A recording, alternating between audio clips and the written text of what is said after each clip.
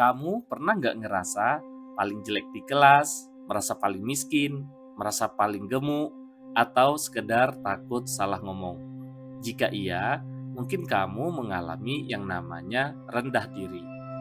Rendah diri ini salah satu masalah kepribadian. Paling banyak dialami oleh anak muda karena masih bingung tentang bagaimana menyikapi hidup ini. Rendah diri sangat merugikan pribadi kita karena kita akan kehilangan momen positif yang bisa kita gapai. Rendah diri dan rendah hati beda ya. Rendah diri negatif sedangkan rendah hati hal yang positif. Rendah diri merupakan kondisi di saat kita merasa lebih rendah secara kemampuan, fisik, kekayaan, dan hal lainnya dibandingkan dengan orang lain. Rendah diri juga sering diartikan sebagai minder. Contohnya ya seperti di atas tadi, merasa paling jelek di kelas, merasa paling miskin, merasa paling gemuk, atau takut salah ngomong. Kalau kita cermati, perasaan tadi pastinya nggak punya dasar yang jelas. Pikiran-pikiran tadi hanya keluar karena kekeliruan kita melihat sebuah keadaan. Kenapa seseorang bisa rendah diri? Kalau kamu ingin tahu, paling tidak bisa dikategorikan 4 penyebab seseorang bisa menjadi rendah diri. Yang pertama, ini karena trauma masa lalu. Beberapa kejadian masa lalu akan menciptakan trauma, seperti kekerasan dalam keluarga, menyaksikan pertengkaran orang tua, bisa saja karena perceraian, atau ejekan dari saudara kandung. Trauma tadi membuat kita merasa tidak layak dan merasa hidup kita lebih rendah kualitasnya dibandingkan orang lain. Jika kamu mengalami hal-hal tadi, sebaiknya kamu cari teman curhat atau konselor yang tepat. Kedua, hal yang menyebabkan kamu bisa rendah diri adalah pola pikir negatif. Walaupun kita selalu berpikir positif, pikiran negatif nggak dapat dihindari. Akan tetapi ada yang berhasil dengan cepat mengatasinya sehingga tidak terpengaruh. Tetapi ada juga yang nggak mampu. Akhirnya yang tumbuh kembang adalah pikiran negatif. Orang dekat seperti keluarga atau teman juga sangat mempengaruhi tumbuh kembangnya pikiran negatif. Jadi nggak salah kalau kamu pilih-pilih teman. Yang ketiga, penyebab kita rendah diri adalah pernah mengalami kegagalan. Nggak semua orang bisa menerima kegagalan dengan bijak, karena kadang hanya mempersiapkan diri untuk menang atau berhasil. Ketika mengalami gagal dan kurang mendapat dukungan dari orang terdekat, biasanya dapat memicu perasaan bersalah dan akhirnya kehilangan kepercayaan diri. Keempat, memiliki kelemahan. Walaupun bukan satu-satunya, kelemahan atau kekurangan fisik seringkali menjadi penyebab utama rendah diri. Misalnya bentuk tubuh yang tidak sempurna. Hanya beberapa orang yang berhasil terbebas dari hal ini, bahkan ada juga yang menjadikan kelemahan diri sebagai kekuatan.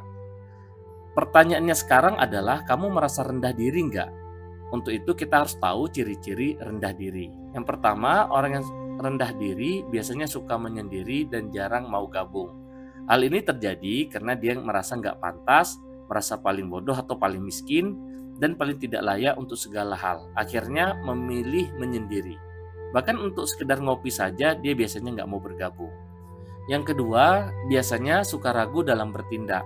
Merasa nggak mampu jadinya ragu untuk bertindak. Perasaan seperti itu akan merugikan diri sendiri.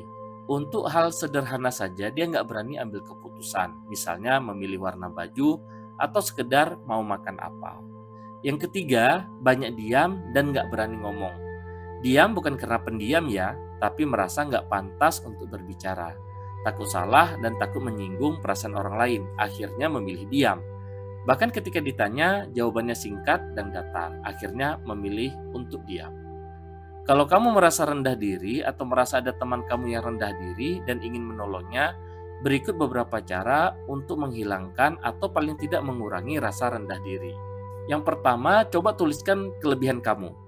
Tulis sebanyak mungkin hal positif yang ada pada diri kamu. Tulis hal-hal yang bisa kamu lakukan.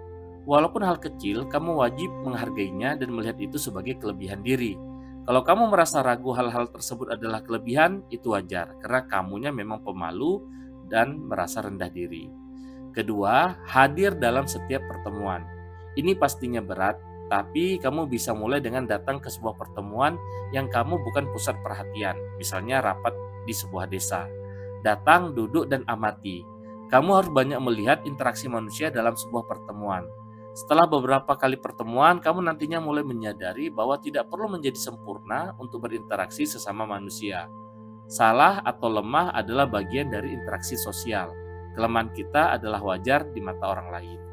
Yang ketiga, lakukan afirmasi positif, yaitu pernyataan positif yang digunakan untuk menyingkirkan pikiran-pikiran negatif.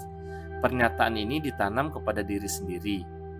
Cari kalimat positif yang dapat menyemangati diri kamu. Misalnya, kamu pasti bisa. Itu gampang kok. Semua pasti berlalu. Atau kamu luar biasa. Lihatlah diri kamu sebagai manusia pilihan dan manusia yang hebat yang dilahirkan dari keluarga yang luar biasa. Keempat, berdamai dengan masa lalu. Setiap orang punya masa lalu adalah bukan kamu yang sekarang. Jika masa lalu kamu sulit, tidak seharusnya mempengaruhi masa yang sekarang. Walaupun dulu banyak menyakiti kamu, sekarang kamu adalah orang yang merdeka. Kualitas hidup kamu tidak ditentukan oleh masa lalu dan oleh siapapun. Strategi tadi nggak ada yang instan ya, kamu butuh proses dan waktu. Curhat ke teman atau pakar juga akan sangat membantu. Semoga bermanfaat.